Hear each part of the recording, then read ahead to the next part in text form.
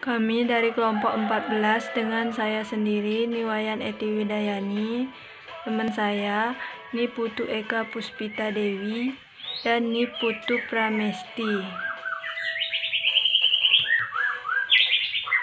Saya akan menjelaskan materi tentang sistem pengendalian manajemen, yaitu masalah yang terjadi dalam perusahaan.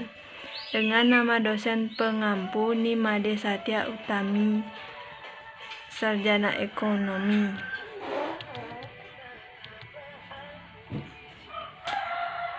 Masalah yang terjadi di perusahaan yaitu terjadinya konflik antara atasan dan bawahan, konflik antar sesama karyawan, buruknya komunikasi internal perusahaan, ketidakpuasan karyawan terhadap perusahaan, kurangnya penelitian karyawan.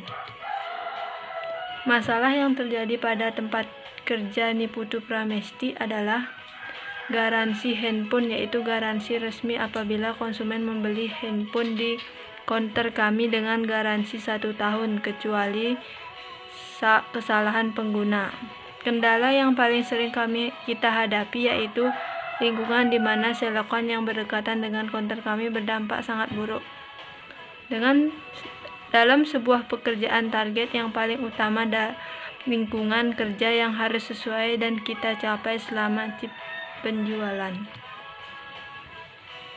Masalah yang terjadi pada tempat kerja Niputu Eka Puspita Dewi yaitu masalah yang terdapat pada Dinas Penanaman Modal dan Pelayanan Terpadu.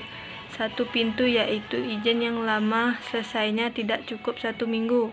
Bukan hanya dari faktor yang begitu banyak izin, namun karena alasan yang juga jarang di kantor karena dinas keluar kota, belum lagi dan pengecekan lapangan terutama IMB. Jika berkas IMB belum lengkap, kami tidak bisa memproses izin tersebut, sehingga kita harus menunggu pemohon melengkapinya.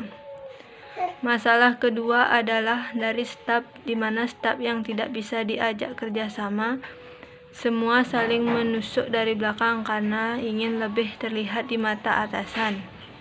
Yang ketiga yaitu staf kontak, di mana staf kontak tidak dikeluarkan kapan saja sesuai keputusan atasan. Yang keempat, gaji, di mana gaji pegawai kontrak dihitung per hari tapi bayar bulanan. Misalnya full kerja 2 hari tetapi kita absen 1 kali, berarti hanya 21 hari kita terhitung bekerja.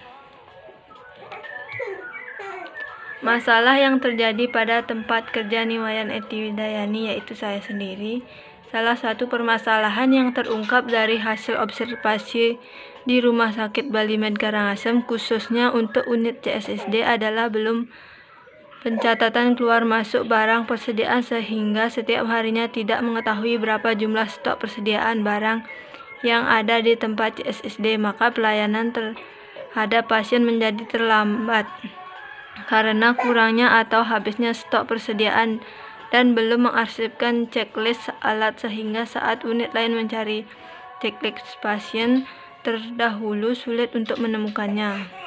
Kondisi faktual menunjukkan bahwa selama ini karyawan di unit CSSD hanya memperkirakan berapa jumlah stok persediaan barang dan meletakkan checklist alat sembarangan, sehingga banyak checklist alat yang tercecer dan hilang.